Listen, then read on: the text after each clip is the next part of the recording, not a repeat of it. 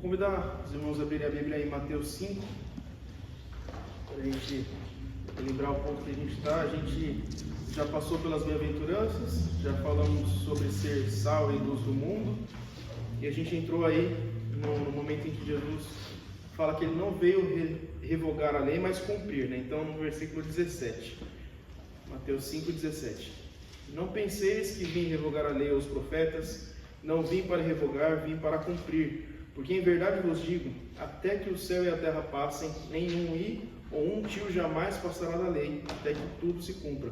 Aquele, pois, que violar um desses mandamentos, posto que dos menores, e assim ensinar aos homens, será considerado mínimo no reino dos céus. Aquele, porém, que os observar e ensinar, esse será considerado grande no reino dos céus. Porque vos digo que, se a vossa justiça não exceder em muito a dos escribas e dos fariseus, jamais entrareis no reino dos céus. Amém? Vamos orar para nós iniciarmos nosso estudo. Senhor Deus e Pai, nós te agradecemos por esse momento. Agradecemos porque sabemos que o Senhor é quem conduz todas as coisas, o Senhor é quem faz por meio de nós, Senhor. E conhecemos, Senhor, que nós não temos nada, Senhor.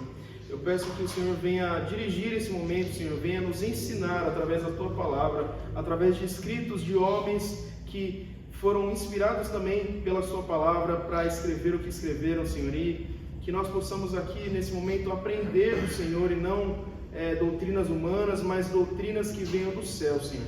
Em nome de Jesus nós te pedimos, Senhor, que o Senhor venha nos guiar, que nós venhamos aprender de Ti nesse momento, em nome de Jesus. Amém.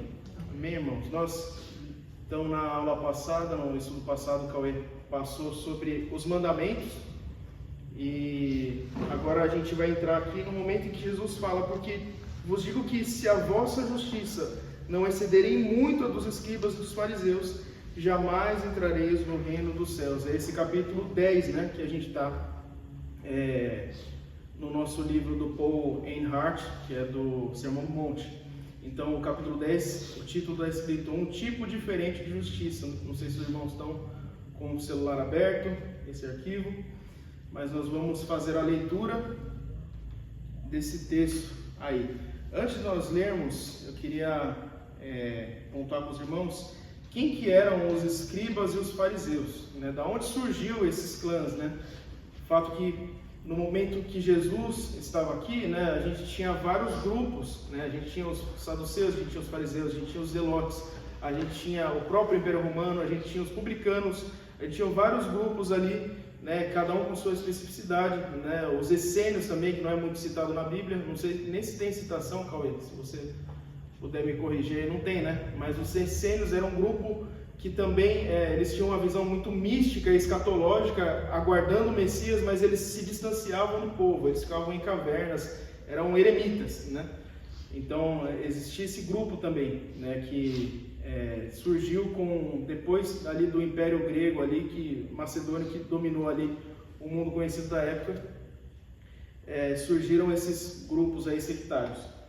Como que surgiu esses grupos? A gente tem, não sei se os irmãos lembram do relato de Daniel, quando ele fala sobre os impérios que ainda iriam surgir, e aí tem um momento que ele fala ele fala do homem da iniquidade, né? Isso aí é um apontamento para o anticristo, mas também é um apontamento anterior que se cumpriu depois, que era do Antíoco IV Epifanes. Esse Antíoco IV Epifanes, ele foi um dos reis ali, um dos governantes que dominou a parte ali da Judeia, né, de Israel ali, e ele profanou o templo. Por isso que Daniel fala que vai virar aquele que vai profanar o templo. Ele, o que ele fez? Ele sacrificou um porco, né, diante do altar ali do templo do Senhor. E aí, isso aí foi o estopim para uma guerra que começou, os judeus se revoltaram, que é a revolta que a gente conhece dos Macabeus, né? Então eles se revoltaram, se rebelaram contra esse reinado aí do Antíoco IV Epifanes. É muito interessante que Epifanes, né, vem de epifania, né, que é a manifestação de Deus. Ele colocou esse nome nele mesmo, que ele era a manifestação de Deus, né? Ele se autodenominou como manifestação de um Deus. E ele faz essa profanação, né? Um homem da iniquidade. Era uma prefiguração do anticristo, né? Ele sacrificou um sacrifício imundo, né, no templo. E aí tem a revolta dos Macabeus, né? A gente sabe que ali houve uma conquista, uma reconquista, uma luta de reconquista, Depois o Império Romano derrubou o Império Macedônico, né, do qual o Antíoco IV Epífanes era parte do Império Macedônico. E aí o Império Romano permitiu que os judeus tivessem ali certa liberdade na questão religiosa, né, e não interferiram nessa parte religiosa dos judeus, pelo menos não a questão do templo, né, do culto dos judeus.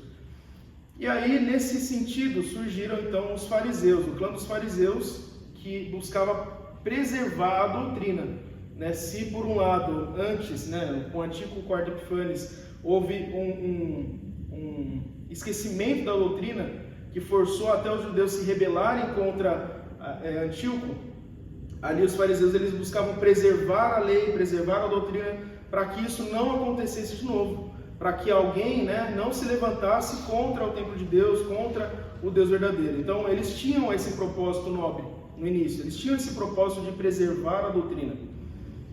Não só eles, também os zelotes, né, que surgiram ali, que tinham também o interesse de preservar a doutrina, mas com algumas diferenças, porque eles também tinham uma visão política de rebelião também, né, contra o Império Romano, porque eles não aceitavam se sujeitar ao Império Romano. Então aí já tinha outros problemas envolvidos aí, né, inclusive eles cometiam assassinatos, o próprio Barrabás, né, alguns concluem que ele era um dos zelotes, né, ele era um dos que faziam essas campanhas revolucionárias, militantes ali, que matavam membros do Império Romano, por isso foi condenado. Pode falar. Todos eles eram judeus. Todos eles eram judeus. Saduceus. Isso, os zelotes, os essênios também eram todos judeus. Judeus. Isso, e os publicanos também. Os publicanos eram aqueles que eram considerados a escória dos judeus, porque eles eram vendidos, né? Eles começaram a trabalhar para o Império Romano para cobrar os impostos dos judeus. Então, por isso que os judeus odiavam tanto os publicanos, né? Tinha esse ódio, né? Porque era como se eles fossem parte da corrupção, né? Então, tinha isso também. André, E aí, Epifânio, ele era da Babilônia? ele era do Império Grego. Do Império Grego. A gente tem o Império Babilônico, que caiu para o Império Medo-Persa, né? Depois o Império Medo-Persa perdeu para o Império Macedônico, que foi Alexandre o Grande, né? Que dominou ali a região. Quando Alexandre o Grande morreu, o reino se dividiu, se eu não me engano, em 4 reinos, sub-reinos, né? E um desses sub-reinos foi o do Antíoco IV Epífanes, né? Teve o do Egito e teve de outras regiões lá que eu não vou lembrar agora, mas foi um dos... era no período macedônio. O corpo do templo, ele era na Grécia. Isso, era o Império Grego, né? Que era conhecido como Império Grego. Ele era o imperador, né? Era um dos reis, né? Era ele mais outros 3, é isso, né, Cauê? São 3, né? E eram mais outros 3 além dele que governavam ali o território que antes era de todo o Império Grego, sob a administração do Alexandre o Grande. Quando ele morreu, dividiu em 4 cabeças. Foi antes do Império Romano, né? Isso, foi antes do Império Romano. Depois caiu para o Império Romano, e aí o Império Romano dominou tudo e ainda aumentou ainda mais o seu império, conquistando mais ainda terras depois, né? Então os fariseus eram esse clã, né, que preservava a doutrina. E os escribas, não muito diferente, eles eram aqueles que transcreviam, né, a escritura, né? E por tanto copiar e escrever as escrituras, eles acabam se tornando mestres também, porque eles conheciam muito daquilo, né? Eles escreviam direto aquilo lá, então eles acabaram conhecendo muito da lei, muito das escrituras, decorando até grandes trechos da lei, né? E aí, eu peço para os irmãos abrirem em Mateus 23, a gente vai deixar ele aberto aí, porque aí, em Mateus 23, Jesus ele prepara uma espécie de dossiê aí contra tudo aquilo que os fariseus e os escribas faziam, né? E aí, é o que eu falei, foi um clã que tinha uma motivação nobre no início, mas que se perdeu totalmente porque esqueceu da graça e aí começou a atribuir méritos a eles mesmos que eram os promulgadores do bem, da justiça, né? E Jesus fala, não, vocês devem exceder a justiça dos fariseus. Eu vou ler agora, pode deixar seu livro aberto em Mateus 23, eu vou ler um pouco aqui do texto do Paul Enhart, que é o que a gente está estudando. Então, versículo aí, se a vossa justiça não excederem muito a dos escribas e dos fariseus, jamais entrareis no reino dos céus. Jesus abriu a parte principal do seu sermão sobre a natureza da justiça do reino, fazendo 2 afirmações claras. A primeira é de que ele veio para cumprir em vez de destruir. a lei dos profetas e exigir reverência para cada mandamento de Deus. Então, a primeira coisa que Jesus fala é que ele não veio revogar a lei, ele veio cumprir. Ele não veio se colocar contra a lei, mas a favor, né? Ele veio cumprir. Porém, a segunda é que ele veio trazer guerra contra a justiça, entre aspas, aí, né, dos fariseus. Sua discórdia não era com a palavra de Deus, nunca tinha sido, mas a corrupção dos hipócritas das instituições religiosas tinham fechado as portas do reino contra o povo. Jesus sabia que se algum dia a nação entendesse a verdadeira justiça de Deus, as distorções farisaicas teriam que ser destruídas. Não obstante, o ponto de vista dos fariseus, a grande ameaça contra o reino divino, não vinha da impureza gentia, né, quanto eles pensavam. Eles falavam, não, porque quem profanou o templo foi um gentio, foi um grego, foi Antíoco Quarto Epifanes, mas na verdade eles estavam também profanando a lei de Deus. Eles estavam então, a partir deles, né, como vai dizer o texto aqui, mais das mutilações grotescas que eles mesmos fizeram da própria lei, que orgulhosamente se gabavam de proteger. Aqui Jesus denuncia pelo nome o sistema de justiça deles como totalmente inadequado e adverte que jamais tal sistema será suficiente para permitir a um homem entrar no reino do céu. Nessa era tão conciliadora que dá tanto valor à paz e à harmonia, até mesmo acima da verdade e da justiça, a linguagem franca do Salvador deixará muitos em desconforto. O Filho de Deus jamais foi atraente ou desnecessariamente severo no seu tratamento dos falsos mestres, porém não hesitava em detectar claramente quando era necessário identificar a fonte na qual o seu povo estava sendo envenenado. Ou seja, Jesus, ele não era cruel quando ele falava as coisas contra os fariseus, muito pelo contrário, ele estava fazendo um movimento em amor ao povo, porque aqueles mestres da lei e fariseus, eles estavam pervertendo a justiça, eles estavam fazendo corrupção a partir da justiça de Deus, a partir da lei eles geravam corrupção, eles traziam maldade para o povo, eles envenenavam o povo, e por isso que Jesus era tão enfático, como nós vamos ler aqui daqui a pouco no capítulo 23 de Mateus. Ai de vós, escribas e fariseus, né? Não sei se os irmãos já viram aquele filme, para mim é o top 3 filmes sobre Jesus. O primeiro é A Paixão de Cristo, o segundo é a série The Chosen, que é muito boa também, mas o terceiro eu coloco o Jesus de Nazaré. Não sei se vocês lembram desse filme, antigo, né? E aí tem um momento, aquela cena do ai de vós, escribas e fariseus, é muito boa. Eu estava lembrando, enquanto estava formulando isso tudo, eu estava lembrando dessa cena aí, que é excelente. Mas enfim, continuando aqui, né? Jesus estava querendo livrar o povo do veneno que os fariseus estavam gerando. Então é preciso ser lembrado, hoje em dia, que Jesus atacou as instituições religiosas não por vaidade pessoal ou por ambição, mas porque as almas dos homens que ele amava estavam em suspenso. Faremos bem em imitá-lo. Temos que ser prudentes e agradáveis, mas devemos falar francamente quando a salvação de homens perdidos o requer. A justiça, entre aspas, de novo, dos fariseus era um modo particular de olhar as coisas que sempre teria sido inadequada no reino de Deus, mesmo se servida às carradas. Não era a quantidade que minguava, mas a qualidade, era o tipo errado de justiça. É possível que os fariseus não tenham sempre sido como haviam se tornado nos dias de Jesus, né? Como a gente estava falando no início. Mesmo então, havia fariseus de profunda integridade, como Saulo de Tarso, né? O próprio Paulo ele vai dizer que ele fazia as coisas achando que estava fazendo certo. Ele não tinha um interesse dúbio, né? Ele não tinha um interesse por detrás, mas muitos fariseus, a grande gama dos fariseus, eles tinham outros interesses quando eles faziam o que faziam. Eles eram movidos por inveja, eles eram movidos por querer se exaltarem perante os outros, eles eram movidos por querer que o seu nome fosse exaltado, para serem chamados de mestres, que é o que Jesus vai fazer. Paulo ele não tinha essa intenção, por mais que ele fizesse o errado, ele achava que ele estava fazendo certo. E assim como ele, tinham outros fariseus, né, alguns outros que também pensavam estar fazendo certo, mas fazendo errado. No caso também é Nicodemos. Nicodemos ele vai, mas peraí, deixa eu entender qual que é desse Jesus. Né? Antes de eu ouvir os meus irmãos fariseus aqui que estão detonando ele, deixa eu entender. Ele foi lá conversar com Jesus, ele quis se aproximar do mestre, ele quis entender, ele reconheceu, tanto que nós vemos depois da palavra ele defendendo Jesus perante o sinédrio, no Sinédrio. Nós vemos depois ele indo lá com José de Arimateia pegar o corpo de Jesus também, né? Para colocar na tumba ali do José de Arimateia. Então, Nicodemos ele também era do clã dos fariseus, mas ele tinha essa sinceridade, né? Ele não estava ali também como a maioria dos fariseus, querendo glória para si mesmo ou querendo distorcer a lei de Deus.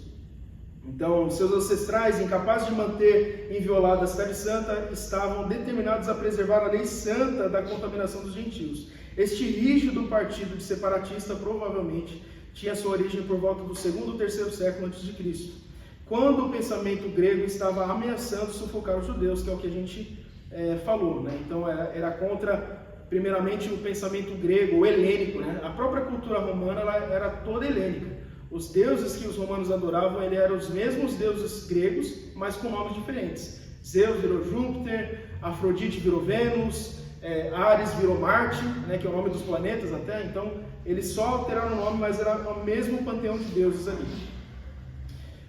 Continuando, mas a resistência, que começou tão nobremente, foi cedo reduzida a um formalismo acentuado, sem profundidade espiritual, e seu senso de separação do mundo tornou-se uma arrogante hipocrisia. Olha só o que a busca errada, né? A busca errada por santidade, quando nós buscamos a santidade do jeito errado, pode gerar. Porque quando buscamos a santidade do jeito errado, nós não estamos buscando a santidade, nós estamos buscando isso aqui que os fariseus buscavam. O movimento que tinha começado para levar a glória de Deus estava agora dedicado à exaltação de uma elite carola e presunçosa que tinha interesse só em si mesma. Ou seja, não era santidade para agradar ao Senhor, era santidade para ser visto pelos outros, era santidade para ser exaltado pelos outros. Era uma santidade que não voltava seus olhos para glorificar o nome de Deus, para que os outros vejam a glória de Deus, para que os outros exaltem o nome do Senhor, para que os outros se curvem ao nome santo do Senhor. Era uma santidade, entre aspas, que queriam exaltar o seu próprio nome, para que os outros me exaltem, para que os outros me vejam, para que os outros me cultuem, para que os outros me chamem de mestre. Era isso que os fariseus estavam querendo. Benefício para a classe deles. Exatamente. É isso mesmo que eles queriam. Então, um movimento que é só em si mesmo. E mais irônico ainda, o esforço para proteger a santidade da lei tinha resultado na sua corrupção pelas infindáveis tradições dos escribas. A gente vai ver que os fariseus e os escribas, eles acrescentaram muitas coisas à lei de Deus, né? Muitas coisas mesmo. A gente tem, acho que eu já falei algumas vezes, a gente tinha a Mishnah, que era um livro à parte, que era para explicar a lei, mas eles consideravam junto com a lei, né? Então eles falavam assim, não, tem a lei do Senhor, mas tem a Mishnah, que é aquilo que a gente concluiu, a gente interpretou, também é lei, é tradição dos anciãos. Pode falar disso. Eu estava pensando só que eu não lembrava o nome, que era Mishnah. Eu ia falar do nome diferente que você falou. Mas esse Mishnah é duas perguntas, eu não sei se você vai saber responder. É usado até hoje? Se os judeus usam essa Mishnah até hoje? E se para nós esse Mishnah pode se considerar heresia ou não? Respondendo a segunda, que eu acho que é mais fácil. Mas para nós, assim, não entra, porque era tradição a mais. Eu acho que a gente procurar para entender, para ver o que eles pensavam, eu acho que tem o seu valor. Para a gente entender qual foram as interpretações que eles chegaram. Mas no quesito da gente se apropriar disso para a nossa vida, aí já fica complicado, porque eram coisas que eles interpretavam como se fossem certas, mas na verdade não era, né? Tinha aparência de piedade, mas não era. E hoje em dia, acho que é como se hoje você tivesse, nós temos a palavra, e você criar um adendo, como por exemplo, você tem aí Ellen White. Isso, exatamente. Vamos fazer uma comparação com os nossos dias. Que o cara pega e cria um livro paralelo que fala, não, tá vendo? Aqui tá a Bíblia, beleza? Nós somos cristãos, tem a Bíblia. Só que Ellen White, para os adventistas, Exato, perfeito exemplo. Porque isso daí a gente vê em várias seitas, e as seitas surgem a partir daí, né? É uma interpretação a mais que se faz em cima do texto que não está na Bíblia, né? E aí fala assim, não, você tem que seguir isso aqui também. E porque... acaba sendo mais relevante do que a própria Bíblia. Exatamente. A gente vê o exemplo dos católicos romanos, por exemplo. Né? A grande tradição da Igreja Católica Romana. Tem coisa boa ali? Tem muita coisa boa na tradição, né? Que a gente até usa até hoje. Por exemplo, o termo trindade. Isso aí veio da tradição, né? Da católica. E só que não veio da católica romana, né? Veio da católica antes da romana. Não está na Bíblia, né? Que nem o pastor Jesus falou. Então, outros termos também existem. E esses acréscimos geram a idolatria, né? Sim, só que, exato. A parte da trindade tá certa, é uma explicação que tem consonância bíblica. Agora tem outros, por exemplo, a veneração, a dulia, que eles falam, a hiperdulia de Maria. Não dá, não, esquece. O engraçado é que os próprios fariseus, esses caras aí, eles gostavam de falar heresia, né? Tipo, chamar Jesus de herege. Sendo que eles mesmos tinham um estudo à parte sobre o que eles falavam como devia ser, interpretava as escrituras e gostava de chamar Jesus de herege. Aí, só continuando aqui, mas é isso aí mesmo. E sobre os judeus usarem até hoje, Elias, aí eu não sei, mano, mas assim, até hoje, se você procurar, tem algumas tradições que permanecem. Por exemplo, quando a lei fala, né? Guarda os mandamentos e ata elas na sua testa, no seu braço. Né? Eles fazem isso até hoje de forma física. Eles enrolam um negócio no braço, colocam um negócio na testa com um salminho, uma caixinha com sal, e os fariseus faziam isso também. André, uma dúvida. Os 10 mandamentos, eles foram dados, né? E a lei foi logo em seguida desses 10 mandamentos? Teve um período? Teve o período, assim, os 10 mandamentos foram dados 50 dias depois da libertação. É isso, né, Cauê? Depois que Moisés ele passa o Mar Vermelho, ele vai para o Sinai. Isso, aí ele fica lá por 50 dias. Foi onde ele já tinha visto a sarça ardente. E era a proposta que Moisés tinha feito a Faraó. Ele disse a Faraó, deixe o meu povo ir para adorar o Senhor no deserto. O que ele estava pensando era no Sinai. Sim. Ele levar o povo até lá. Depois que ele passa, né, pelo Mar Vermelho, ele leva o povo até o Sinai, onde eles recebem a lei do Senhor. O primeiro contato que o povo tem com Deus é no Sinai. Tanto que o povo ficou horrorizado com o tremendo poder que Deus demonstra no Sinai. Né? O monte treme, tem aquele espetáculo de fogos, então o povo fica assustado. Deus declara os 10 mandamentos e a partir daí Deus ele começa a fazer a reforma de Israel como nação. Primeiro dá os 10 mandamentos como lei moral e depois ele criou a única coisa que Deus de fato escreveu foi 10 mandamentos em pedra, mas o resto ele passou em relato para Moisés. Por isso que Moisés é tão importante, é o legislador, né, de Israel. A questão da lei dos 10 mandamentos foram dadas no Sinai nas tábuas de pedra. Sim. Mas o restante da lei, eu acho que não tem específico o momento que foi dado. Tem, Cauê? Não, é porque ela foi dada ao longo do período que o povo estava no deserto. No deserto. Os foi sendo passado. O povo ficou no deserto, Deus ficou colocando lei no povo. Tanto que até hoje, né, porque, se eu não me engano, tem uma referência na Bíblia, não sei, acho que Paulo menciona isso, mas a cadeira que o sumo sacerdote se senta para legislar o povo é chamado de cadeira de Moisés. Porque Moisés, quando ele instituiu o Sinédrio, 70 anciões, né, 35 de cada lado, eles se sentavam no meio, e a cadeira que Moisés sentava era a cadeira que hoje o sumo sacerdote se senta, e é por isso que chamava cadeira de Moisés. Se eu não me engano, é Jesus que vai falar com Sim, é no capítulo 23 mesmo que ele fala disso. Ele vai dizer, você que se senta na cadeira de Moisés, ensinando o povo, então... Muito interessante isso aí, porque isso aí também tem ligação com o que a gente estava falando sobre o catolicismo romano, que até hoje existe a cadeira lá, que o Papa se senta, que eles acreditam que era a cadeira que Pedro se sentava, onde ele era inspirado também para escrever, né? E aí até hoje eles falam assim, não, o que o Papa fala fora dessa cadeira não tem importância, mas quando ele senta naquela cadeira, ex-cátedra, né? Quando ele senta naquela cadeira, aquilo que ele diz é tradição da igreja, é lei também, é tão palavra de Deus quanto todo o resto da palavra de Deus. Então até hoje é assim, né? Eles criam dessa forma. Eles falam que a Igreja Católica é mais importante que a palavra de Deus. A tradição, né? Eles colocam em pé de igualdade, mas quando você coloca uma tradição humana em pé de igualdade com a palavra, é o que acontece. A tradição, ela, na verdade, ela se sobressai em cima da palavra, né? Porque... Eu já vi vários teólogos católicos falando que a igreja, a palavra veio através dos homens, não se escreveu a palavra. Então a igreja que escreveu a palavra. Sim. Então a igreja está acima da palavra. É isso que eles falam. É o pensamento que eles têm, infelizmente. É a capacidade que o homem tem de complicar o que Deus criou simples. 10 mandamentos. Quantas leis criaram depois? Você sabe o número? Quantas leis?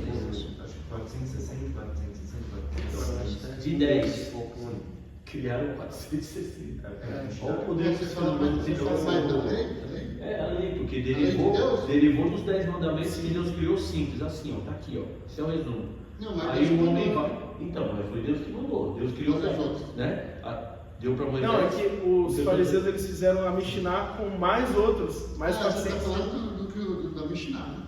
Não, então, Ou da Bíblia. Não, da Bíblia mesmo, dos mandamentos, assim, das leis que os judeus criaram após os 10 que eles receberam, os 10 mandamentos que foram recebidos. Sim. Aí o ser humano tem a capacidade de reproduzir, de complicar o que Deus criou. Exato. Simples. Porque existem, eu acho que o que o Livan está querendo dizer, o pastor Livan quis dizer, que existem aquelas leis governamentais também, né, a respeito de várias outras situações que o livro de Êxodo já vai tratar. Cerimoniais, tudo, né? Tudo. Sim, Não, também. mas eu imagino que essas leis todas que foram eles que criaram, mas eu imagino que foi Deus que mandou, né? Sim. Deus orientou Moisés para escrever. Isso sim. Os rituais, Isso foi mesmo. Relatar crônicas, porque precisava relatar dos reis. Não, isso sim, com certeza. Você vê a Mas história, né? é que a parte que o Gilson está falando é tipo assim, que os fariseus, os homens, né, depois dos fariseus, eles acrescentaram mais coisas ainda. Além dessas aí que Deus tinha prescrevido, né, tanto a lei sobre como você deve se portar um com o outro, porque tem a questão lá, se um boi de alguém matar outro, chifrar outro, como é que você vai se portar? Tinha essas leis governamentais também, né? Só que os fariseus, eles acrescentaram mais coisas ainda. Por exemplo, eles pegam a parte do descanso. No sábado tem que descansar, não pode nenhum trabalho. Carregar uma maca é um trabalho, carregar algo pesado é um trabalho. E aí eles começam a concluir, é um trabalho também. Por isso que na questão... também, isso mesmo. Por isso que na questão, quando Jesus cura o paralítico e fala para ele pegar sua maca, os fariseus ficam eufóricos ali, porque ele curou no sábado e ainda falou para o paralítico levar a maca dele, que era algo pesado. Então, tipo assim, você está fazendo o outro trabalhar, você trabalhou e está fazendo o outro trabalhar no sábado, no Shabat, né? Então era isso. Do Adventismo foi perfeito. Então que a gente brinca que Adventista é judeu reformado. De fato é. Porque eles funcionam exatamente como os fariseus funcionavam na época de Jesus. E Ellen White é um exemplo disso. O problema não é a lei, o problema é a forma como você interpreta. O erro que os adventistas, que os fariseus e que os católicos cometem é o mesmo, que é fazer da interpretação uma nova lei. Exato. Então, os judeus eles pegaram a lei, interpretaram a sua maneira e fizeram disso uma nova lei. E isso é Mishnah, é uma interpretação que se tornou autoritativa. Não é a lei de fato, é a interpretação dela. Então, a Ellen White fez a mesma coisa. Ela pegou a Bíblia, interpretou da forma como ela bem entendia e fez disso uma lei. O catolicismo é a mesma coisa. A tradição é isso. A tradição ele pega, interpreta a palavra. O purgatório é um exemplo disso. O purgatório é uma interpretação de uma parábola de Jesus que se tornou algo autoritativo, se tornou ex-cátedra por causa dos concílios da igreja e da palavra do Papa. A interpretação se torna autoritativa.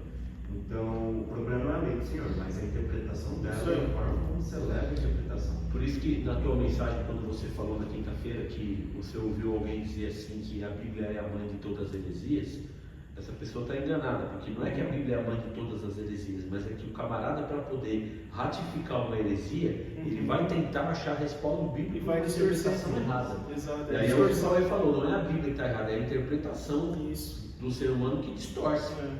E aí você ensina com eloquência, pronto, todo mundo acredita que é verdade, e segue. agora você vê a superioridade da Bíblia, porque se você fala para o católico que a Bíblia é superior, ele vai dizer que não, é a igreja. Porém, a igreja católica, os fundamentos dela são na Bíblia. A diferença é que ela alterou usou a interpretação como autoritativa. Mas se você tira a Bíblia da igreja católica, não sobra nada. Na verdade, se você tira a Bíblia de todas essas heresias, não sobra nada. A Bíblia ainda é superior. Então, a Bíblia é tão poderosa que todo mundo que se arraiga nela cresce. Então, a mesma coisa, um maior exemplo disso, que eu vou dar um exemplo um pouco fora, mas que ilustra muito bem, isso é o caso de Abraão. Vocês conhecem a história de Isaac e de Ismael. Então, o que aconteceu? Ismael não era filho da promessa, correto? Ele não tinha direito a nada, correto? Mas o que Deus disse para... Eu esqueci o nome da egípcia? Agar. O que Deus disse a Agar? Porque ele é filho de Abraão, daria ele uma descendência. A mesma coisa acontece com a Bíblia. Tem muitas heresias espalhadas pelo mundo? Tem. Mas parece que, porque foi extraído da Bíblia, se torna algo, entre aspas, grande. É uma verdade, por mais que seja transvestida, bem da grande verdade. E isso atrai o povo, isso atrai todo mundo, e isso faz construir impérios em cima da verdade. Isso aí. Então, só para interromper mais um pouquinho. Não. O Elias tinha falado das heresias, né? Das heresias dos fariseus. Inclusive, eles consideram o Novo Testamento como heresia, né? Hoje em dia... Jesus contradizia isso por causa das tradições heréticas que eles Deus hoje em colocavam. dia E hoje, o Novo Testamento para eles também continua como sendo heresia. É isso mesmo. Engraçado, né? E aí, continuando o texto aí, né? Depois do... A gente fala em escribas aí, né? Os fariseus estavam numa excelente posição para conhecer a lei e poderiam ter sido trazidos ao humilde serviço de Deus pela consciência da sua exigência total. A partir dessa posição de necessidade, eles teriam sentido uma crescente sensação da necessidade do auxílio de Deus para alcançar a justiça. Em vez de encarar a sua própria inadequação, aqui era o problema, né? Eles simplesmente transformaram em pedacinhos a lei e os profetas na medida do seu próprio atraso moral e espiritual. A lei estava agora reduzida em suas mãos a pouco mais do que rituais insensatos, possuidores de mérito justificativo, e seu coração espiritual fora retirado para tornar os seus profundos preceitos morais em uma lei civil superficial. Acima de tudo, ela não mais tinha qualquer ligação com o amor. O reino de Deus não tinha lugar para essa configuração hipócrita e cheia de si, de tradições humanas, nas quais o farisaísmo se havia tornado. A justiça do reino lá do alto é a do coração, uma justiça que começa no manancial do pensamento e da vontade, resultando em atos e palavras. Então, a justiça que Jesus está se tratando aqui não é uma justiça externa, é uma justiça que nos atinge por dentro. É por isso que bem-aventurados, né, quando ele vai dizer bem-aventurados os pobres de espírito, ou seja, a gente reconhece a nossa necessidade por Deus, a nossa necessidade da intervenção de Deus na nossa vida. Porque se não houver intervenção de Deus na nossa vida, não há como a gente praticar essa justiça mais elevada que Jesus propõe. Então, ele fala que a justiça tem que exceder, mas para que a justiça exceda, não é uma justiça externa, é uma justiça interior, que Deus mesmo coloca a partir de Cristo Jesus, a partir do movimento do Espírito Santo na nossa alma, no nosso interior, no nosso coração, e a partir disso a gente começa a praticar boas obras, a gente começa a obedecer à lei de Deus, a gente começa a cumprir os mandamentos de Deus, a gente começa a andar em santidade, porque o Espírito Santo nos toca, nos constrange ao arrependimento, né? E é essa justiça que Jesus está falando, que excede a dos fariseus, que era somente externa, que era somente para ser bem quistos, bem vistos, né? Então, aí continuando, para a gente finalizar aqui no texto, a justiça começa a obedecer ao pensamento da vontade de Jesus em atos e palavras. Como revelarão os versículos seguintes, a justiça sobre a qual Jesus agora fala é principalmente uma justiça de vida e conduta, a vida transformada do cidadão do reino, ou seja, não dá para praticar essa justiça sem transformação de Deus. Não dá para praticar essa justiça sem que o Espírito Santo nos transforme, nos faça nascer de novo. Não dá para praticar essa justiça sem morrer antes. É preciso nascer de novo, como Jesus fala para Nicodemos, você tem que nascer de novo. É isso que tem que acontecer. Não há aqui ensinamentos de justificação por obras. Este tipo de transformação vem somente ao pobre de espírito, como eu falei, que conhece muito bem a sua necessidade da misericórdia de Deus, mas muito bem a sua necessidade da misericórdia de Deus, mas é uma transformação que é necessária. Se quisermos nos realizar na vida do reino, teremos que fazer a vontade de nosso Pai e crescer no seu perfeito amor. Finalizando o texto aí do documento. Então, é isso que nós precisamos, irmãos. Para que a gente exceda, como Jesus falou, na justiça, a gente tem que deixar que Ele trabalhe em nós, não mais por nossos meios, não mais por nossas ideias, não mais por nossos conceitos, pensamentos, aquilo que a gente acha que é certo, mas é pelo que Deus fala, é pelo que o Espírito Santo toca no nosso coração. É por esse movimento que a gente vive a vida cristã. Alguém quer comentar algo? Vou seguir para o texto do capítulo 23, então, se os irmãos quiserem abrir a Bíblia, por favor, puderem, né? Capítulo 23 de Mateus. Então falou Jesus às multidões e aos seus discípulos. Na cadeira de Moisés se assentaram os escribas e os fariseus. Fazei e guardai, pois, tudo quanto eles vos disserem, porém não os imiteis nas suas obras. Aqui, fazei e guardai, pois tudo quanto eles vos disserem tudo que eles vos disserem que está em consonância com a lei de Deus, não aquilo que eles acrescentaram, os ensinamentos certos da lei. Fazei aquilo que eles ensinaram de certo, e não imiteis as suas obras, ou seja, porque se você imita as suas obras, você vai imitar aquilo que eles acrescentaram, aquilo que eles inventaram, e também as heresias que eles acrescentaram à lei de Deus. Aí ele estava falando que não só eles acrescentaram, mas Jesus está relatando aqui que eles ensinavam a palavra de Deus, mas e não praticavam.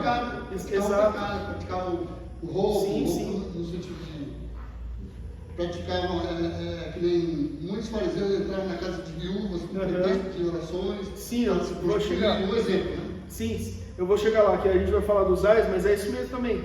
Então eles ensinavam também a lei de Deus, mas eles próprios não praticavam, porque eles seguiam aquelas regras que eles criaram a mais, e aí distorciam até a lei de Deus através das regras que eles criaram. Só para a gente acrescentar o nome do livro que os judeus tinham, das suas leis. Não tem um livro que eles fizeram? É a Mishnah, que eles acrescentaram. É a Mishnah. Tem outro livro. Não, mas tem um outro nome de livro. Torá. Não. Torá é a lei. Tem um livro. Tinha as tradições. Mishnah. Que o que eu saiba era a Mishnah, não sei o outro. Tem um outro atual, inclusive eu tenho um chamar. É muito tradicional, mano. Não lembro não. Entendi. Qual é que queria falar? Não. Eu tinha falado assim, André, você tinha falado aí. Eles ensinavam e não viviam.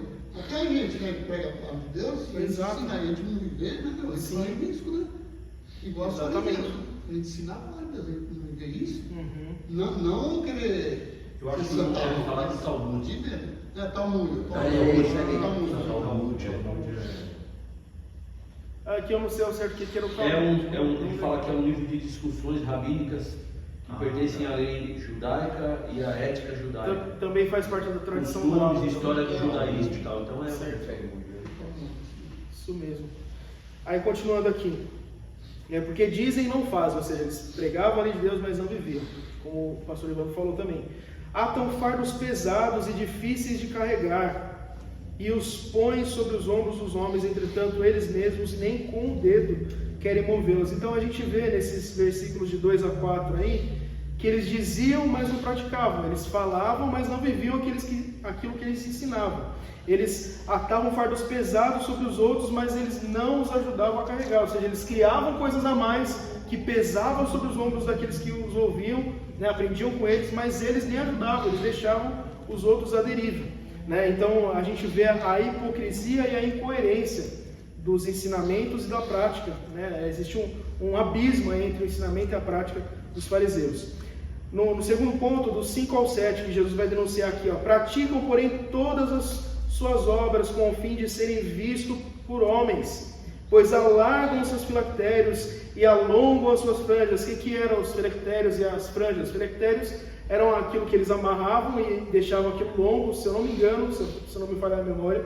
Então, para dizer que eles tinham longos períodos de oração. As franjas também era a mesma coisa. As franjas ficavam na parte de baixo das vestes, e essas franjas eram com nozinhos. Esses nozinhos, a cada nó, eles, até hoje em dia, a Igreja Católica Romana também tem o rosário, né? Que a cada bolinha mais alta você faz uma oração, um Pai Nosso, uma Ave Maria, né? Então era cheio desses filactérios, essas franjas, né? Na verdade, com os nozinhos, e a cada nozinho eles faziam uma oração, né? E aí eles faziam longas franjas para o pessoal falar: nossa, como ele ora, cheio de nozinhos, cheio de oração, uma vida cheia de oração.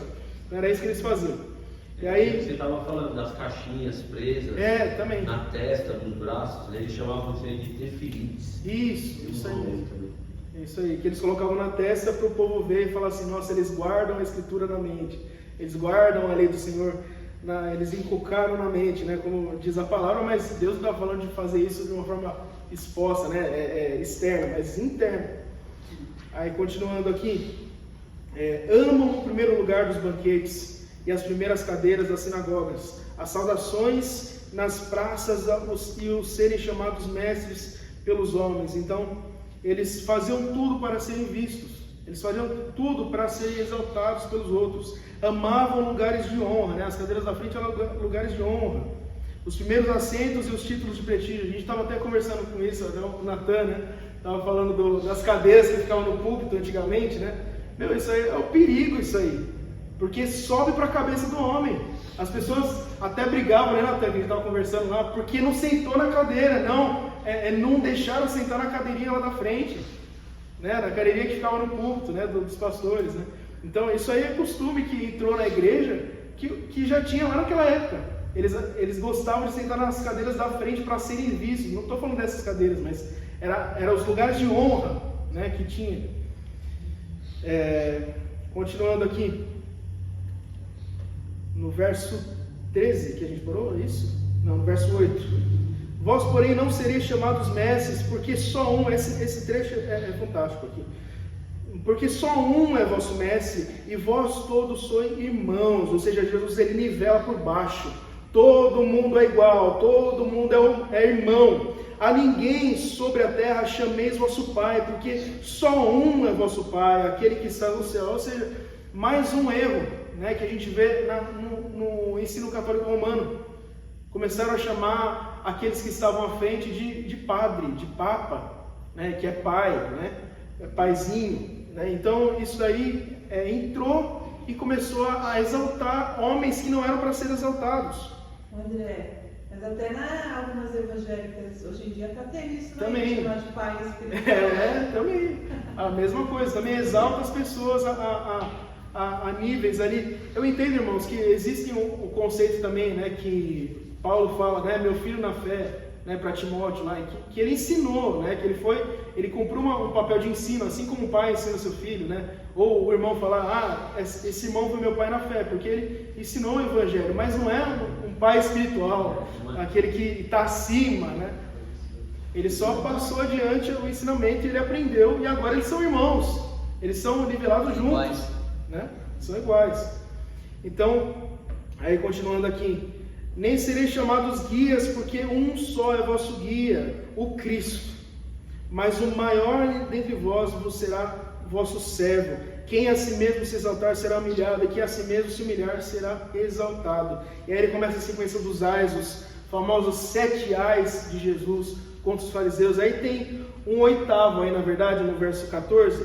Algumas bíblias, não sei se a Bíblia dos irmãos vai estar entre colchetes. Aí, porque nos manuscritos que o pessoal viu, nas maioria dos manuscritos antigos de Mateus, ele não consta, né? Então, o que alguns teólogos concluem? Que esse texto do verso 14, ele é uma interpolação de Marcos e de Lucas que foi colocada aqui no texto de Mateus. Então, tá bom.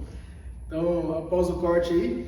Então, o primeiro ai de Jesus é a exclusão e impedimento espiritual. Eles fechavam o reino dos céus diante das pessoas. Nem eles entravam, nem deixavam que os outros entrassem, porque estavam ensinando coisas que não condiziam com a palavra, não praticavam a lei que eles também ensinavam, mas não praticavam, né? Então, a partir disso, as pessoas que estavam ouvindo, como nós lemos também no documento lá do Poenhart, elas estavam sendo envenenadas pela doutrina dos fariseus. Elas estavam seguindo a trilha para o inferno também, junto com eles. Continuando no verso 14: ai de vós, escribas e fariseus hipócritas, porque devorais as casas das viúvas, e para o justificar, fazeis longas orações, por isso sofrereis juízo muito mais severo. Então eles abusavam dos mais vulneráveis, né? Os líderes religiosos se aproveitavam dessa fragilidade das pessoas mais vulneráveis, que aqui no contexto aqui as viúvas e os órfãos, né, que sempre são tratados como os mais vulneráveis entre os povos, entre o povo. Eles abusavam, né, dos mais vulneráveis. Então eles aproveitavam dessa fragilidade do povo para tirar bens e propriedades. Faziam isso em nome de orações, que nem o pastor Ivan estava falando, ou de cuidado espiritual, mas eles cobravam ou manipulavam as pessoas para receber orações, né? Eles cobravam dinheiro dessas pessoas para fazer oração. Eu vou orar bastante aqui, se me dá uma ofertinha lá, a gente ora bastante aqui por você. Havia casos que os fariseus administravam os bens das viúvas para serem como tutores espirituais delas. Não, eu vou cuidar das suas finanças, eu vou cuidar das suas posses. E no lugar de proteger, buscavam ficar com parte ou até mesmo com tudo delas. Eles roubavam delas. Sob o pretexto de longas orações, fingiam interceder, mas tinham o interesse voltado para o ganho pessoal, né? Que é uma denúncia contundente que Jesus faz. Parece que eles seguiam mesmo os ensinamentos errados antigos. Você vê o sacerdote ali, né, na época, os filhos deles fazendo órfãos, né, fazendo coisas erradas, né? E parece que eles aprenderam o erro e replicava aquele versículo de Eclesiastes: não há nada novo debaixo do sol, né? E até hoje é assim. A gente vê tantas igrejas aí, o neopentecostalismo a flor da pele aí, e aí compra esse negócio, esse óleo ungido, que você vai ser abençoado naquilo que você está sofrendo. Se aproveita do sofrimento do ser humano para empurrar as coisas, para ganhar dinheiro, para ganhar pessoal, ou até mesmo assim, nem no contexto religioso, mas quantas famílias, inclusive de igreja, que pessoas, né, idosos, estão passando por necessidade, o filho só ajuda para ter ali as regalias ali. Vazou um caso esses dias aí, de uma família de filhos, né, que tinham o pai morto em casa, eles não anunciaram para ninguém, só para receber a pensão. Só para receber a pensão do pai. A polícia chegou lá, o corpo estava podre já. É horrível, mas isso acontece. Então, é muito complicado essas coisas, é embaçado. A gente vê como a maldade existe dentro do ser humano, e por movimentos externos ele não é transformado, é só um movimento interno, é só a ação do Espírito Santo, é só a ação de Deus para transformar o homem por dentro, e isso externalizar, isso ser passado para fora depois. Aí no verso 15: ai de vós, escribas e fariseus hipócritas, porque rodeais o mar e a terra para fazer um prosélito, e uma vez feito, tornais filho do inferno 2 vezes mais do que vós. Então prosélito no caso seria aquele que se convertia ao judaísmo. Então eles faziam uma campanha missionária para fazer prosélitos, mas não era somente para o judaísmo, é para formar novos fariseus, e ainda formavam fariseus piores do que eles. E também não é diferente de hoje em dia. Quantos aí, né, de igrejas duvidosas aí, vou falar nesses termos, que levantam pessoas como pastores sem instrução nenhuma, pastores que pregam a prosperidade, pregam coisas falsas, ideologias falsas, ideias falsas, e aí vão atrás, né, fazem as missões, arranjam uma pessoa lá que é indouta, que não conhece a palavra, e fala: você também é pastor agora. E aquela pessoa faz um trabalho ainda pior do que aquele lá que resgatou, vamos dizer assim, ela, né? É muito complicado. Aí seguindo aí no 16: ai de vós, guias cegos, que dizeis: Quem jurar pelo santuário sem nada, mas se alguém jurar pelo ouro do santuário, fica obrigado pelo que jurou. Insensatos e cegos, pois qual é o maior, o ouro ou o santuário que santifica o ouro? E dizeis, quem jurar pelo altar, isso não é nada. Quem, porém, jurar pela oferta que está sobre o altar, fica obrigado pelo que jurou. Cegos, pois qual é maior, a oferta ou o altar que santifica a oferta? Portanto, quem jurar pelo altar, jura por ele e por tudo que sobre ele está. Quem jurar pelo santuário, jura por ele e por aquele que nele habita. E quem jurar pelo céu, jura pelo trono de Deus e por aquele que no trono está sentado. Ou seja, se as pessoas, os judeus, eles fizessem um juramento, né? Sei lá, vou inventar uma coisa aqui, né? Mas se tal coisa acontecer, eu juro que eu vou dar a oferta para o santuário, vou dar a oferta para o altar, né, para o templo. Você vai ter que cumprir esse juramento, hein? Agora, se eles falassem assim, eu juro que eu vou, né? Não vou nem colocar o se aí, né? A condição. Mas eu juro que eu vou adorar o Senhor no templo. Aí eles não cobravam, fazia vista grossa, né? Não, tá tudo bem. Não tem problema você jurar e você não cumprir seu juramento nesse sentido. Mas se você jurar pelo dinheiro, que você vai dar a oferta e você não der, aí você está fazendo algo muito horrível. Né? Então eles faziam, e Jesus ele fala assim, quem jura pelo altar, ele está jurando por tudo sobre o que ele está. O ouro é santificado pelo altar, não é o ouro que santifica o altar. E Jesus ele fala isso. Seguindo no verso 23, ai de vós, escribas e fariseus hipócritas, porque dais o dízimo da hortelã, do heno, do cominho, e tendes negligenciado os preceitos mais importantes da lei, a justiça, a misericórdia e a fé. Devias, porém, fazer essas coisas, sem omitir aquelas. Guias cegos, que coais o mosquito e engolis o camelo. O camelo aí não é o animal, mas era um nó, se não me engano, uma corda bem grossa, né? Então, eles engoliam, né? Eles aceitavam as coisas que não passariam despercebido, né? O elefante na sala, vamos dizer assim, né? Mas coavam o mosquito. Porque, que franja mais curta que você está usando nas suas vestes. Mas cadê os filactérios enrolados aí? Cadê a caixinha aí, como é que chama mesmo? O tefilins. Tefilins aí na testa. Né? Cadê as ofertas do santuário? Né? Então eles coavam o mosquito, eles embaçavam com coisas menores. Né? Isso não quer dizer, né, alguns teólogos vão dizer que os mosquitos devam ser degustados também. Né? Mas Jesus está falando assim, vocês embaçam com aquilo que é menor e vocês deixam passar aquilo que não pode passar. Vocês estão entrando na casa das viúvas, estão abusando da vulnerabilidade delas. Vocês estão, não sei se os irmãos sabem, mas existia 2 escolas principais dos fariseus, que era uma a escola Shammai e a outra a escola Hillel. Né? Uma era mais conservadora, a Shammai, e a Hillel era uma escola mais liberal, mas muitos fariseus eram formados nessas 2 escolas. Essa escola Hillel, que era mais liberal, permitia divórcio por quase qualquer motivo. Se a esposa queimasse a comida, era um motivo para divórcio.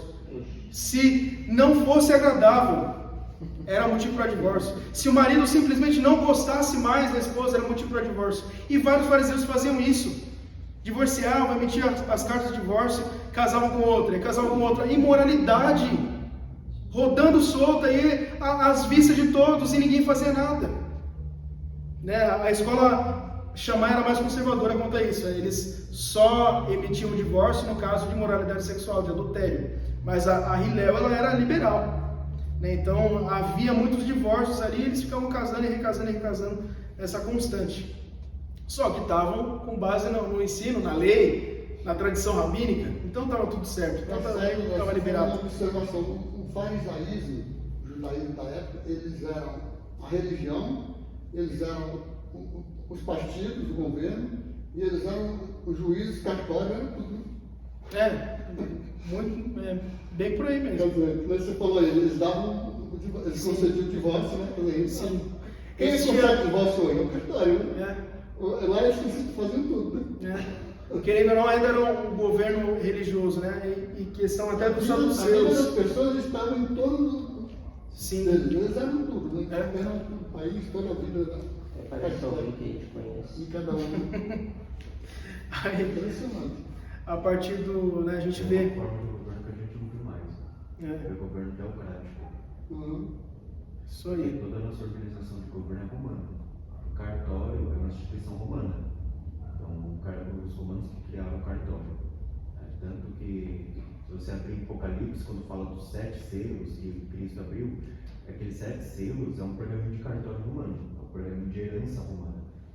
Então, quando fala que ninguém pode abrir nenhum dos selos, nenhum dos 7 selos, está se referindo ao certificado de herança que o cartório romano emitia, que justamente tinha 7 selos e tinha escrito o nome do beneficiário por fora do pergaminho. Então, quando João vê aquela visão dos 7 selos que ninguém podia abrir, ele se emociona porque ele sabia o que significava aquilo. Era um documento de herança que só o herdeiro podia abrir. Aí, a conclusão de Apocalipse é que só Cristo pode romper aqueles 7 selos e tudo mais. Isso. Então, nossa instituição é completamente romana.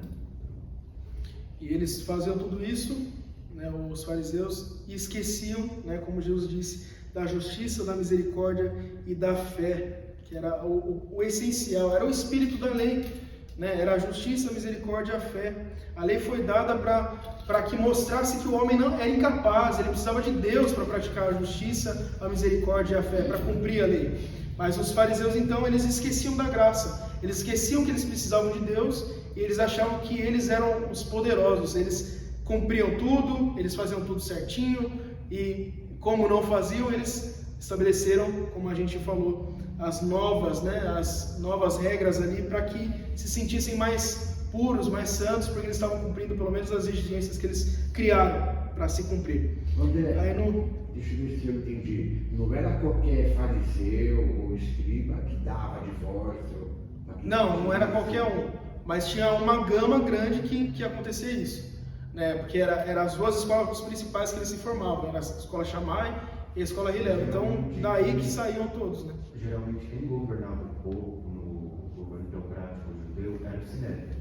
Então, o Sinédrio era composto por 70 anciões, né? Pode ser fariseu, saduceu, não importa, mas são 70 anciões selecionados e o sumo sacerdote, que seria o presidente. Né? O sumo sacerdote também era elegível.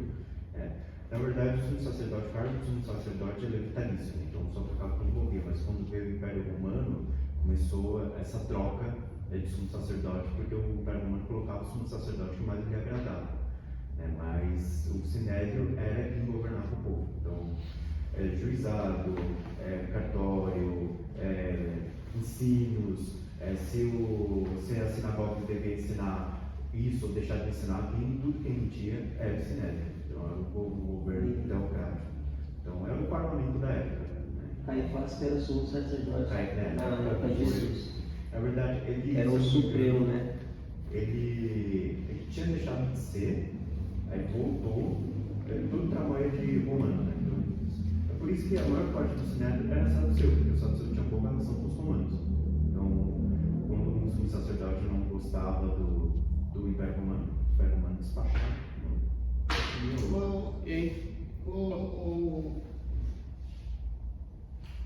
Calma aí. Você está falando do governo teocrático? O governo teocrático é o governo de Deus, né? Na verdade, o governo teocrático ele tem como base, não necessariamente o Deus, mas pode ser, mas o governo teocrático ele tem como base alguma instituição religiosa. Então, por exemplo, o Islã, ele tenta ser uma organização teocrática, mas o nosso mundo é muito difícil, mas ele tenta ser. Mas não é necessariamente cristã, ele usa as ideologias religiosas do Islã para governar o povo. Então, o governo com a base religiosa. Isso, mas, por exemplo, quando a gente falava que antes, quando tinha quem governava, era Deus mesmo, sim, diretamente, sim, dando as ordens para Moisés.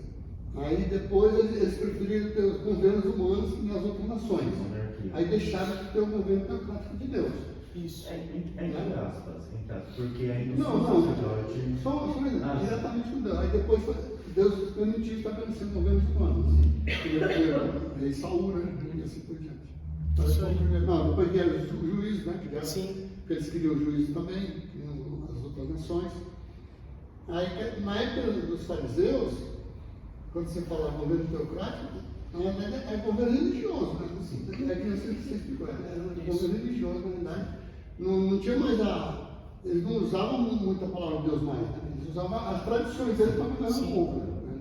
Então, é um governo teocrático religioso, não era teocrático, para ser governo de Deus. É porque o termo teocrático, ele assim, se expande, né? eles fazem tudo isso porque Theos em grego, no caso Theos, é Deus, Deus em geral. Então, é um termo que E era também uma busca por aparência, né? Que a gente vê aí no versículo 25 aí, ó. Ai de vós, escribas e fariseus hipócritas, porque limpais o exterior do copo e do prato, mas estes por dentro estão cheios de rapina e intemperança. Fariseu cego, limpa primeiro o interior do copo, para que também o seu exterior fique limpo.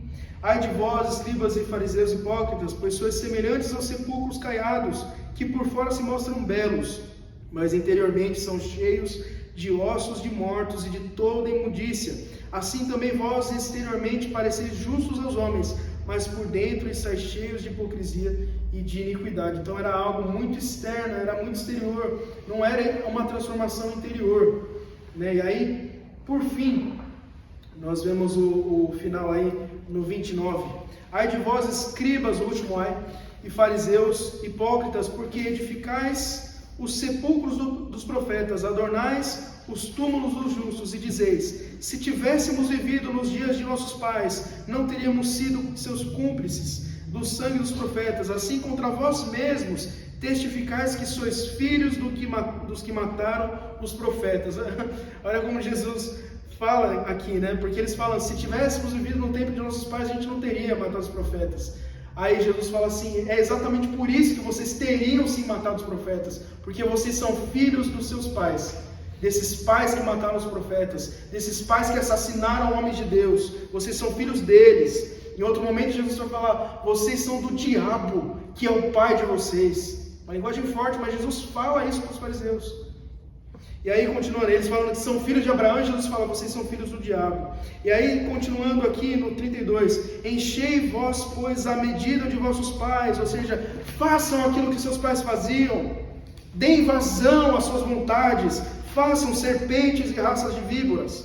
Como escapareis da condenação do inferno? Por isso, eis que eu vos envio os profetas, sábios e escribas. A uns matareis e crucificareis, a outros açoitareis nas vossas sinagogas, e perseguireis de cidade em cidade, para que vos recaia todo o sangue justo derramado sobre a terra, desde o sangue justo de Abel, até o sangue de Zacarias, filho de Baraquias, a quem matastes entre o santuário e o altar. Em verdade vos digo que em todas essas coisas hão de vir sobre a presente geração. Olha, é muita informação que Jesus dá aqui, eu não vou me ater a todas elas, mas umas coisas importantes que Jesus fala aqui.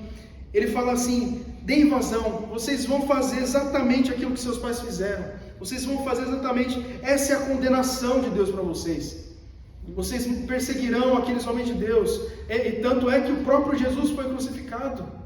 A mando deles, a propósito deles, a reuniões às escondidas que eles fizeram e armaram contra Jesus a morte dele, né? Tramaram contra Jesus. E aí, continuando, ele vai dizer: vocês perseguirão por muitas cidades, de cidade em cidade, porque foi uma perseguição que os cristãos sofreram também, né? Os apóstolos todos foram perseguidos no começo ali pelos judeus, não foi pelo Império Romano. Depois foi pelo Império Romano, mas no começo foi pelos próprios judeus, né? O próprio Estevão, que o pastor Jesus pregou. Era isso que eu ia falar. Esses dias apedrejado ali pelos porque judeus. No final do discurso de Estevão, em Atos 7, ele passa na cara deles isso aí. Ele diz assim, ó, lá no 7,31: povo rebelde e obstinado de coração e de ouvidos, vocês são iguais aos seus antepassados, sempre resistiram ao Espírito Santo. E aí, ó, qual foi a consequência? Toma pedra. Assim, e olha só como... falando. E olha só como Jesus vai além aqui, ele fala assim, ó: para que sobre vós recaia todo o sangue justo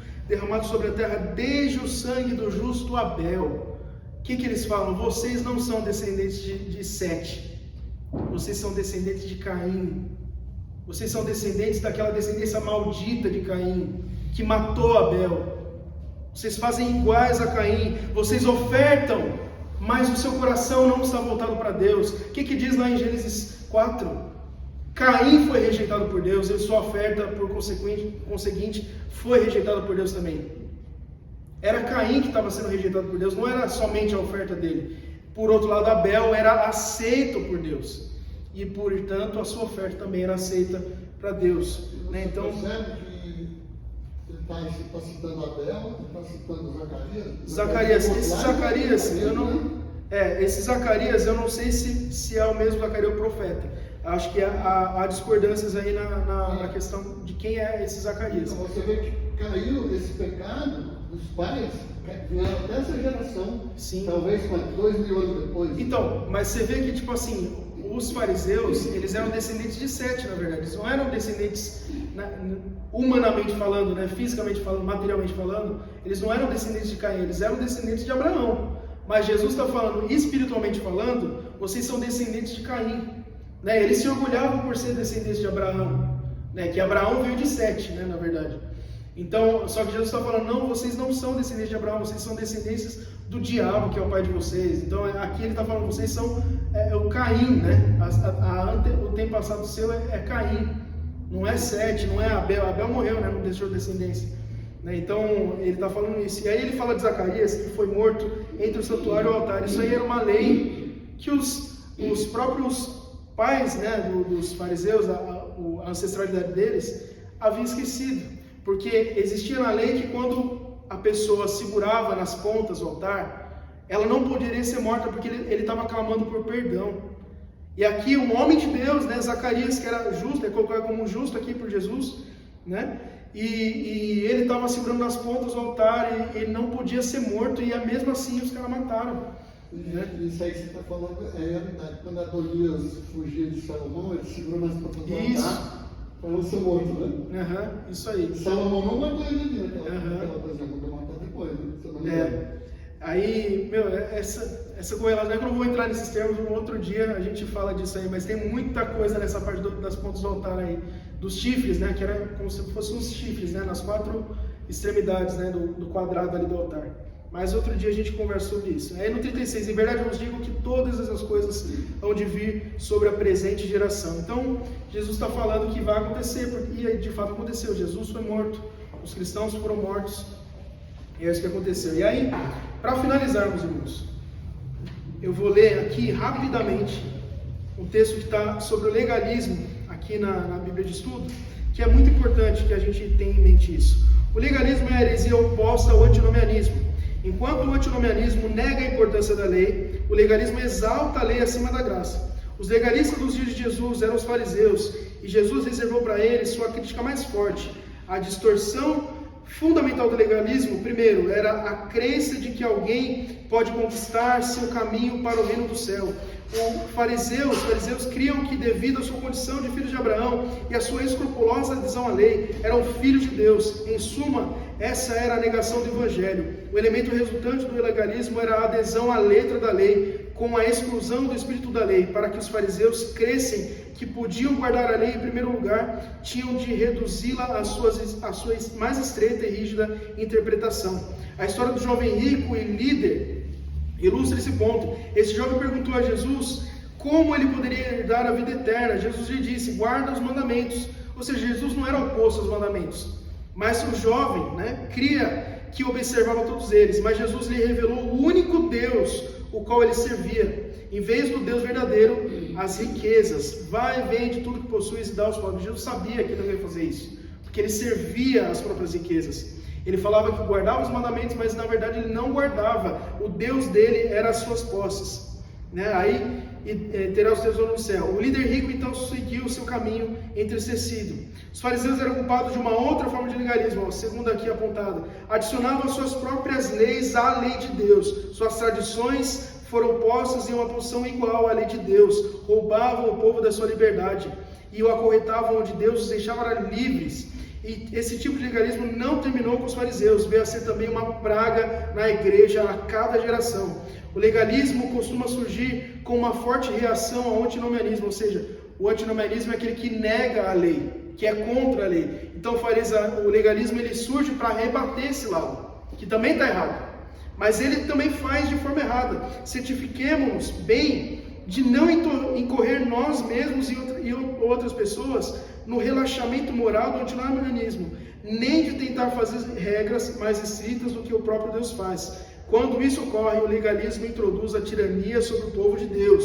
De igual modo, com frequência, surgem formas de antinomianismo com uma forte reação ao legalismo. Em geral, seu clamor conjunto é a da liberação de toda opressão e a busca pela liberdade moral às cegas. Os cristãos, ao guardar sua liberdade, podem ser cuidados para não confundir, devem ser cuidadosos para não confundir liberdade com libertinagem. Então, irmãos, isso aqui é muito importante para nós, principalmente no nosso atual momento, porque existe muito disso hoje, ainda, né? Tanto o legalismo quanto esse antinomianismo, isso aí é presente na nossa era, né? Quantos não se desviam da igreja, ou vão para uma igreja liberal, uma igreja que não prega a palavra de Deus, por causa da praga do legalismo?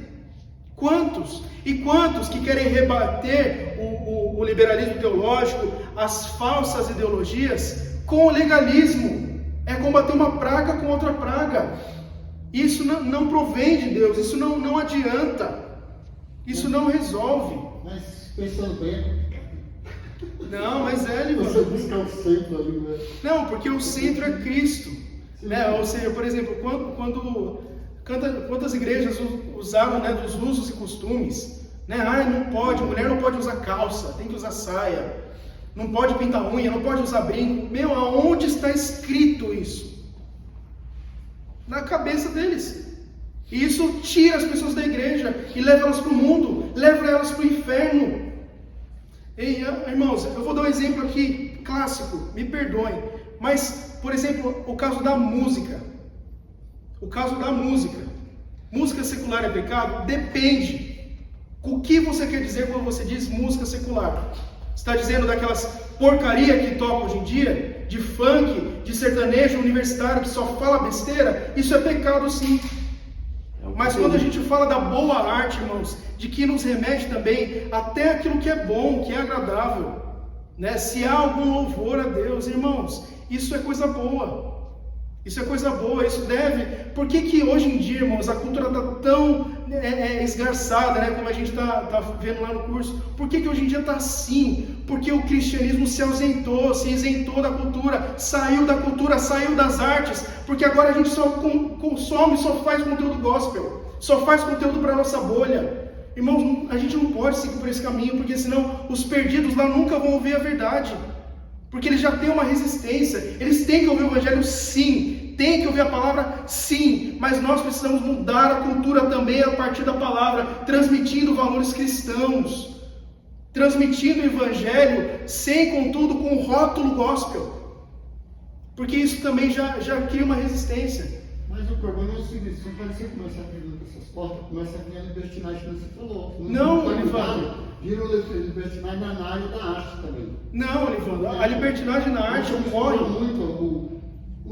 Falando da música, você mistura muito a música secular com um louvor. Mas isso daí tem que ser separado. Música sacra é música sacra. Existe a música no momento culto. Eu estou tocando aqui música sacra, e lá fora eu vou cantar uma música aqui. Mesmo não tendo porcaria na letra, mas estou louvando quem? Mas é que aí, por exemplo, uma música você vai louvar um ou outro. Mas é que aí a gente considera, por exemplo, cantares. É a questão de você avaliar o conteúdo do que você ouve. É a filtragem da música. Porque a gente canta muita música. Eu até canto música caipira, por exemplo, aquelas verdadeiras músicas de campo, é legal, né? Então, mas aí que essa linha delicada, tênue, que o André fala. A gente não pode por exemplo, o cara que é sertanejo, o cara que é criado ouvindo música de viola, música raiz, e ele fala, poxa, música que fala sobre amor, sobre o campo, sobre essas coisas, sobre a natureza. Tem nisso? Não tem nenhum. Não tem. Mas, agora sim. Quando a gente vai ouvir o louvor e a música, tem que tomar cuidado. Sim, com certeza. Mas esse é o centro. Esse é o centro. Mas esse é o centro. É a gente filtrar. A gente precisa aprender a filtrar as coisas. A mesma coisa o filme, a mesma coisa a série. Eu não vou assistir qualquer série, eu não vou assistir qualquer filme. A gente precisa aprender a filtrar as coisas. A poesia é uma forma de arte. A música, o que ela é? É uma poesia cantada, certo? Então a poesia, tem muita poesia boa, mas tem coisa que tem que ser rejeitada, que não dá. que não pode fazer parte da nossa vida. Continuando aqui, a terceira, outra forma de legalismo principal, que se sujeita ao secundário. Jesus repreendeu os fariseus por omitirem as questões mais importantes da lei, enquanto se mantinham escrupulosos em obedecer aos pontos menos importantes. Essa tendência é uma constante ameaça para a igreja. Tendemos a exaltar o nível supremo da piedade, não importa quais virtudes tenhamos, e subestimamos nossos vícios como pontos sem importância. Por exemplo, posso ver minha abstenção de dançar como uma grande força espiritual, enquanto considero minha cobiça uma questão de menor importância.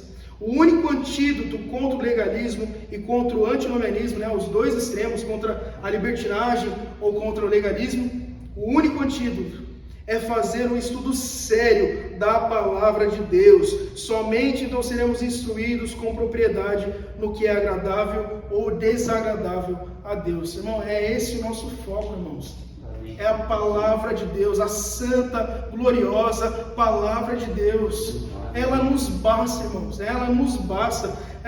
Malaquias vai dizer: virá sobre vocês o sol da justiça. A palavra toda revela o Cristo. Esse é o sol da justiça que excede infinitamente a doutrina dos fariseus, a justiça falsa dos fariseus. Nós precisamos da palavra de Deus que nos aponta para Cristo, que é a nossa justiça. É Cristo a nossa justiça. Essa é a justiça que excede a justiça dos fariseus. Amém? Amém. Vamos orar para finalizar? Senhor Deus e Pai, nós te agradecemos, Senhor. Agradecemos porque o Senhor Jesus é o nosso sol da justiça que ilumina os nossos corações. E pedimos, Senhor, ilumina os nossos corações para que a gente venha conhecer a sua justiça verdadeiramente, Senhor, rejeitando tanto o legalismo quanto a libertinagem do antinomianismo, que a gente venha se render ao Senhor e somente ao Senhor, que a glória, Senhor Jesus, seja para nós servir o Senhor, estar aos pés da cruz, servindo o Senhor diariamente, cultuando o Senhor diariamente no nosso dia a dia, em tudo que fizermos, Senhor, seja no nosso momento de culto, seja no nosso momento de lazer, que tudo que nós fizermos seja para a honra e glória do seu nome. Em nome de Jesus nós te pedimos, te agradecemos, Senhor. Amém. Amém.